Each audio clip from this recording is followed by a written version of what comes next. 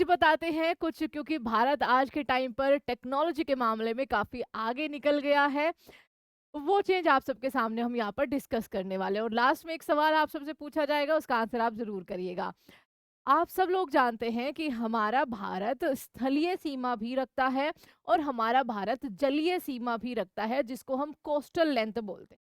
आप लगभग 1970 के दशक से ये पढ़ते आ रहे हैं कि हमारे भारत की कोस्ट लाइन यानी कि तट रेखा, यानी कि वो जमीन जो समुद्र से संलग्न है, उसकी लंबाई 7516.6 किलोमीटर है, जिसके अंदर हमारे 9 राज्य आ जाते हैं और 4 यूनियन टेरिटरी आ जाती है।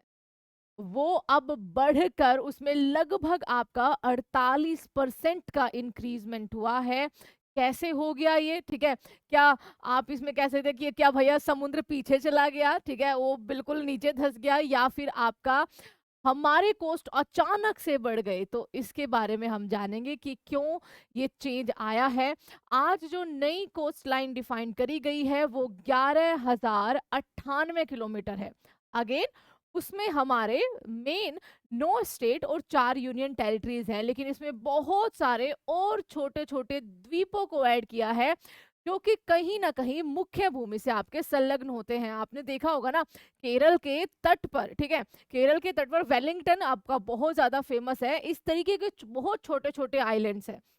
उसके अलावा आंध्र प्रदेश में है, उसके अलावा उड़ीसा में है, ठीक है, बहुत ही जो छोटे छोटे आपके द्वीप होते हैं, उनकी मेजरमेंट भी अब करी गई है। देखिए 1970 के दशक में हमारे पास उतने बड़े पैमाने पर सटीकता नहीं थी जो आज हमें मिल चुकी है। आज हमारे पास ड्रोन्स के हिसाब से हम मैपिंग कर सकते हैं। आज हमारे पास ऐसे सैटेलाइट्स हैं जो एक्यूरेसी में बहुत बेहतरीन काम करते हैं। आप एक एग्जाम्पल से समझिए, ठीक है। एग्जाम्पल ये है कि मान लीजिए क्या चीजें रखे ऐसा कुछ है नहीं।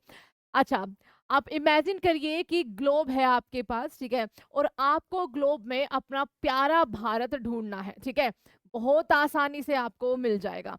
लेकिन अगर मैं ये बोलूं कि आपको अपने ग्लोब में भोपाल को ढूंढना है, ठीक है, तो आपको उसके लिए उसको बहुत ब्रॉड, बहुत एक्यूरेसी से देखना पड़ेगा, ठीक है। यानी कि आपको थोड़ी और मेहनत, थोड़ी और यहाँ पर टेक्नोलॉजी इन द सेंस कि आपको उसको ब्रॉड करना पड़ेगा, ताकि आपको क्लियर भोपाल दिख सके कि भोपाल है कहाँ पर, है ना।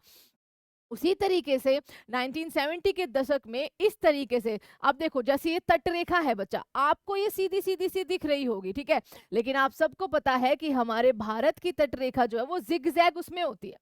अब इसको 1970s के दशक में अगर मैं ऐसे मापूं तो बहुत मुश्किल उस टाइम पर काम था। इसको सीधा ऐसे माप लिया जाता था। कैसे? ऐसे। अब मान लीजिए सारी